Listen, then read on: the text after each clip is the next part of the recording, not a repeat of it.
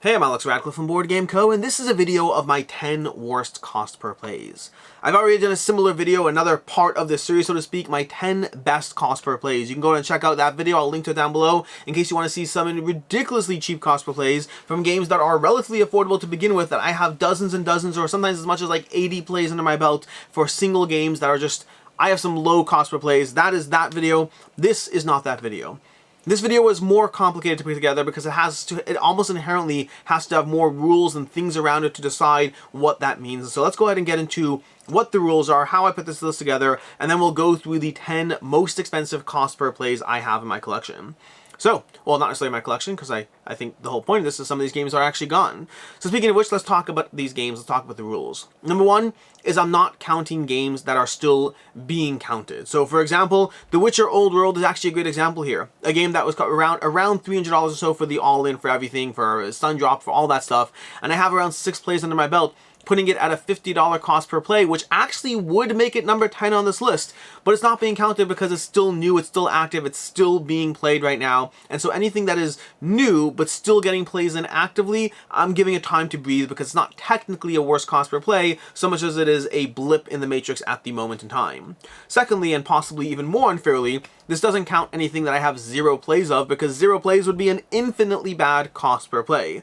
There are many games, sadly, that I've had in my collection for a long time, games that I got either at retail or Kickstarter, and I happen to have not played them yet at all, and so weirdly and unfairly, a game that I played once in the past 4 years is going to be counted negatively, but a game I played 0 times in the past 4 years isn't being counted at all. I don't have a better way to deal with that. I can't put infinite on my ratio of a cost per play. Number 3 is I didn't really know how to count traded games, so for the most part I am only counting games that I actually bought. I didn't count any games I traded into, just because it was easier, first of all, in terms of tracking them. It's a little harder to find out where I spent money on things, and also just didn't know to count it, so anything I traded for is not being counted. And then lastly, I'll say this is really rough cost. This is not, you know, an exact amount I paid with shipping that. This is roughly what the pledge was. Usually it does not count shipping. It may miss some optional buys and stuff, but it's rough costs of what I paid for these. And also, just inherently, this means that the list is almost entirely crowdfunded games just because of the nature of them being more expensive. My cheapest cost per plays video inherently was a combination of games that I had both played a lot and games that were cheap to begin with, and this is the reverse. This is games that are expensive to begin with and that I have played a little. That is going to be my worst 10 cost per plays. And with that, let's go ahead and start off with my number 10. My number 10 is going to be the first of multiple Command games I have on this list. We have Trudvang Legends coming to you from, last disclaimer, whoops, sorry, one more thing. The last thingy is this doesn't account in any way for the sell or trade value of a game. Meaning, if I bought a game for $100, played it once, and then sold it for $100, my technical cost per play is nothing because I paid nothing for it once you factor it all in. But I'm only counting what I paid, I'm not counting what I sell it for. In fact, the number 1 worst offender on this list is a game I technically made money on, but if I counted it that way, I'd have very few bad cost per plays. So this is only counting the incoming value and incoming cost, and is not counting what happened to it after it left. And with that, going back to what I said, Trudvang Legends is my number 1 over here.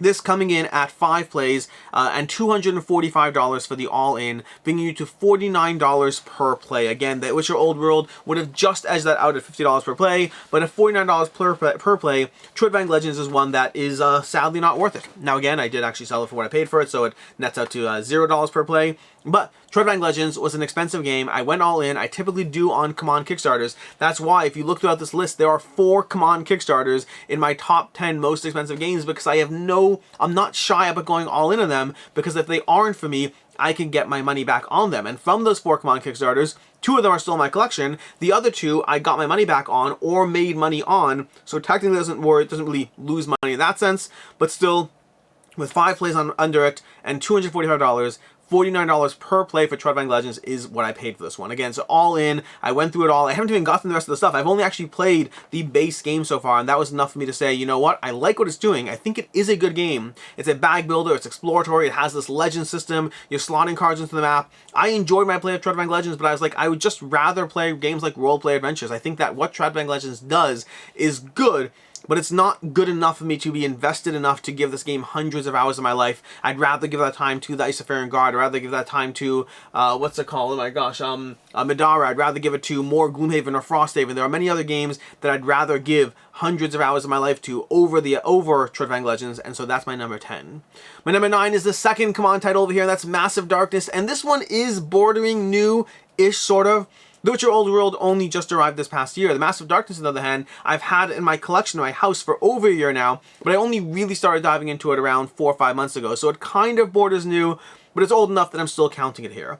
With 6 plays under my belt and a $340 price tag, this is $56.67 per play. $56.67 per play, but this is one that will absolutely be going down on that cost per play ratio because I enjoy Massive Darkness. I tentatively have plans to go through a full film gameplay campaign of Massive Darkness. I think this is a fun system and I enjoy it. I want to play more through the campaign. I want to play more through the base game. I want to play more through the expansions. Try all the characters. I like what Massive Darkness 2 is doing a lot. I've had a lot of fun with this game and I am confident we can at least half that cost per play in general. I mean, if we get 6 more plays in, that cost per play drops to $26 per play, which is still expensive, mind you, but these bigger box Kickstarter experiences tend to be, and again, if I ever do decide to move on from it, I'll get my money back just fine, so it's actually totally worth it. But nonetheless, at $56.67 per play, Massive Darkness is my number 9 most expensive cost per play.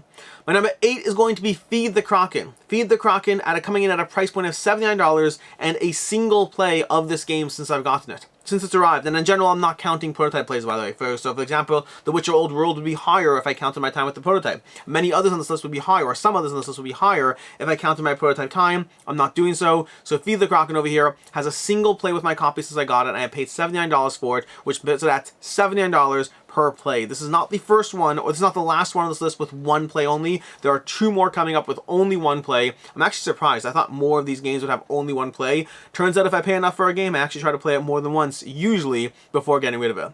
But Feed the Kraken, an excellent social deduction game. It was $79 for the game. I think it's amazing. I think it's incredible. I have refused to get rid of my copy so far, but I don't know when it's going to get played. It's one of those games that needs a specific situation, and even when the situation occurs, I don't always want to table it. And so I both really think so much of this game. I think it's one of the better social deduction games out there, and I also don't think it's going to get tabled a lot. I do think that it's going to get more than 1 play of it before it eventually does leave, but I don't know when, I don't know how, I don't know the exact situation. My game group just changed. My game group has changed significantly since the way back when I used to play games with 5 to 7 players all the time, and now it's very rare that I have even 5 players ever since COVID, ever since pandemic. And I covered this when talking about the Kickstarter. I talked about the fact that I was like, I'm back in this kind of with the hope of the future, because I hope things will go back to normal. And while things have gotten back to normal, my game group has never really restored to the 20 plus people I had on my email list. Now it's much more focused instead. And so Feed the Kraken, one I refuse to get rid of so far, but it's, yeah,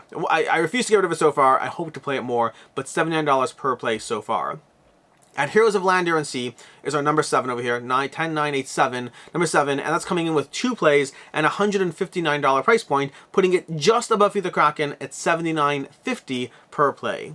This is a game that I backed way back on Kickstarter. I backed the game, I got the stuff, I was so excited for this one. This is coming to you from Gamelin Games, and it's the most ambitious, biggest box project they've ever done, and it was an excellent game. It is an excellent game. The problem is I played it once and I was like, that was really good, but I feel like I want to play it again now that I understand how to play it. And so we played it again the next week, and then I was like, I do understand it now, and I do get a much better sense of, the characters, the wide amount of asymmetrical heroes and factions and all this stuff going on.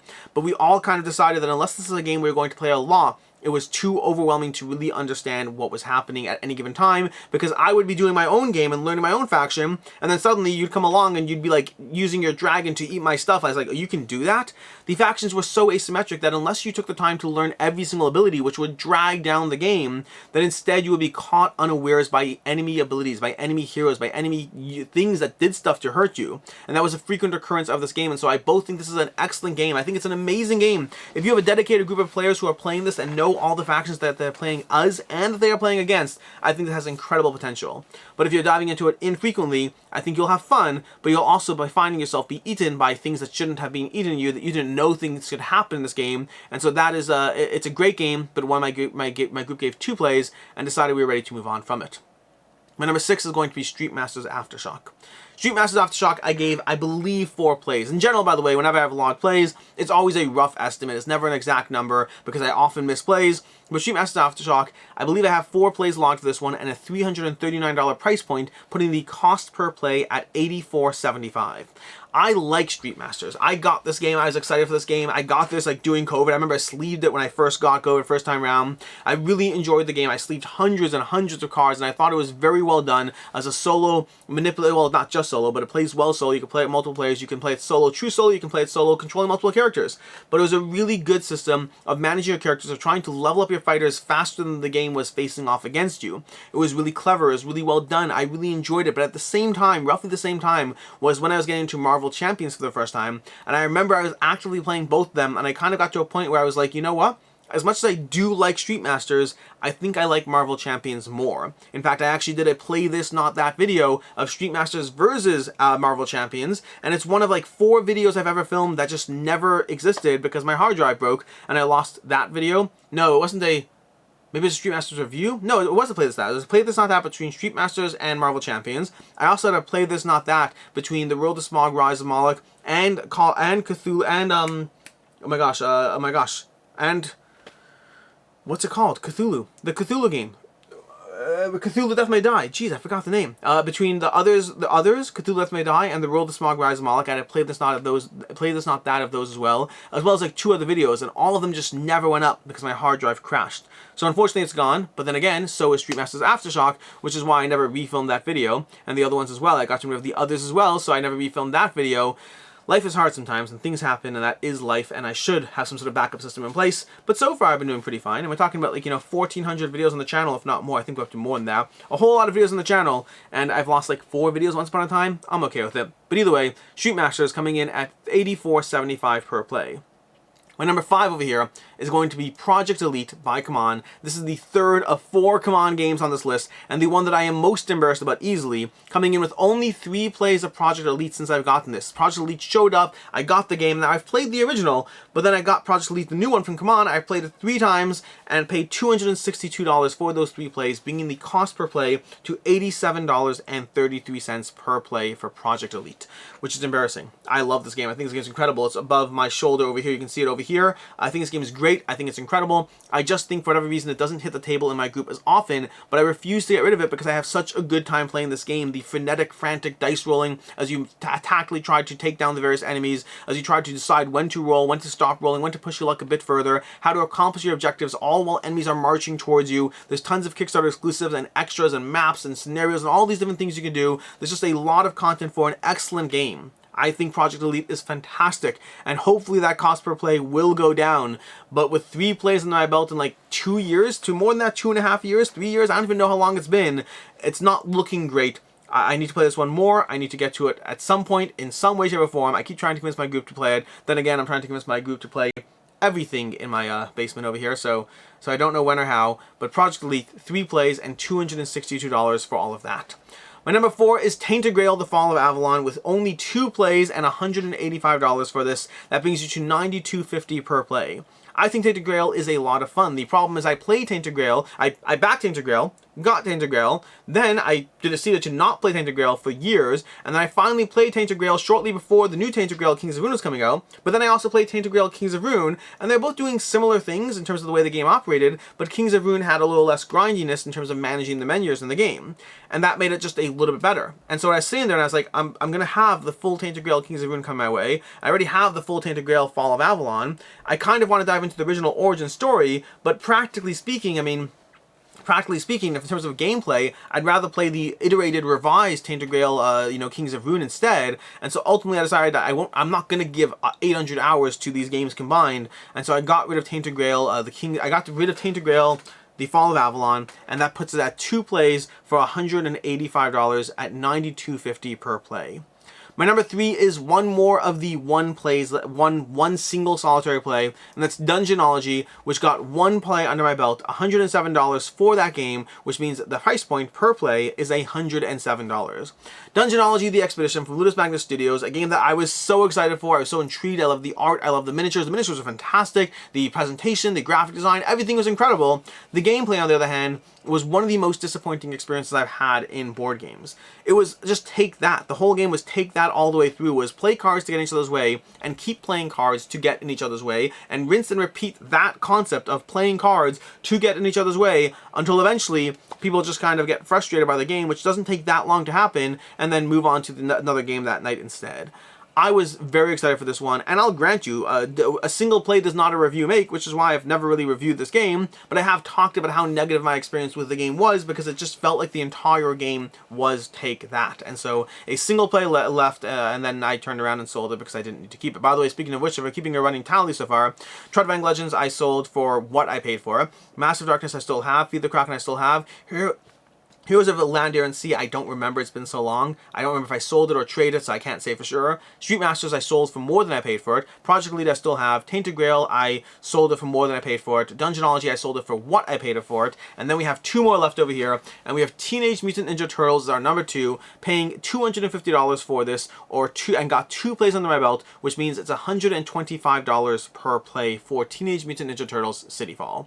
I was excited for this one. I remember watching, Man vs. Meeple covering the intro scenario with these little flying things in the house. It looks so intriguing. I like the concept of sharing symbols. You have this concept where you're sharing dice with the players to your left and your right. So it has a similar feel to Marvel United, which is a system that I really enjoy in terms of the kind of sharing with other players as you tactically try to take things down.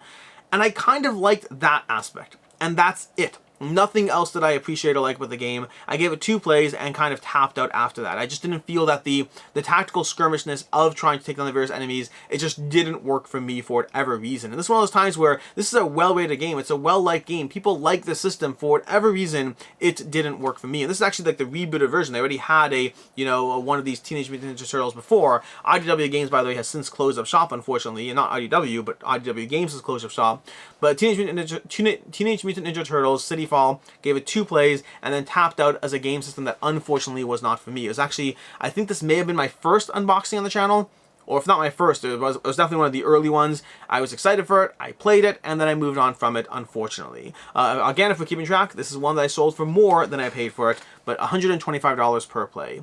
Which brings us to my worst offender by far, a game that I played a single time, a game that I paid $250 for, and then got rid of it after a single play, although again, I sold the entire thing for well above what I paid for it, so technically I made money on this one. But this is going to be Bloodborne, the board game from Command Games. I played it once, I paid around $250 for the all-in, and it just wasn't a game for me. And this is completely my fault, not their fault. It's a game that's well-liked, it is well-rated, it is a good game system that people are a big fan of. The problem I've always said when I talk about this game is I backed Bloodborne, the board game, hoping it wouldn't feel like the video game, because the video game was not for me. And unfortunately, kudos to them, they did a great job making it feel like the video game, because I got the same exact vibe as playing this as I did from playing the video game. That aspect of having enemies constantly respawning, enemies you constantly have to deal with, it just felt like it was equal parts compelling and tactically, trying to figure out how to outpace a combat or to switch stances and use your right weapon at the right time in the right way. It felt like it was both compelling and also not compelling at the same time, as you had to redo things and respawn and find yourself trapped in situations. It really felt very much like the video game. Kudos to them. But I got a single play. I paid $250 for this, putting the cost per play staggeringly twice as high as our number 2 spot at $125 per play. We're at $250 per play for Bloodborne, the board game from Command Games. And again, I still, to this day, I'm equal parts relieved and upset that I didn't care for the game. The miniatures look amazing. The stack of boxes was over the top. And that's both stuff that I want, but also stuff that I'm kind of like, you know what, I don't need every game. There are many games that I love so much, I don't need to work hard to appreciate one that didn't feel like it was for me. It was a single play. I played it once and I was like, that was good. That felt like the video game.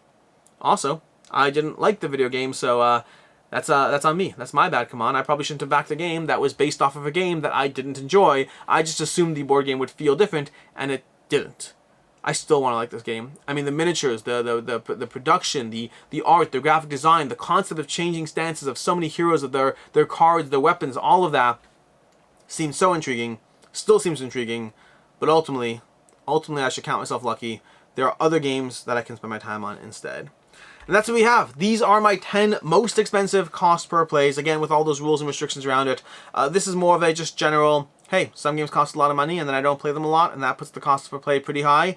If instead you're looking for something that is probably more useful, more actionable, something that will give you good information of things that you might want to consider buying, check out my video on my 10 cheapest cost per plays. That will give you some really good games that are both reasonably priced and that I've played a lot of times. No guarantee you will, of course, but that there's definitely the possibility of getting some strong cost per plays out of those games.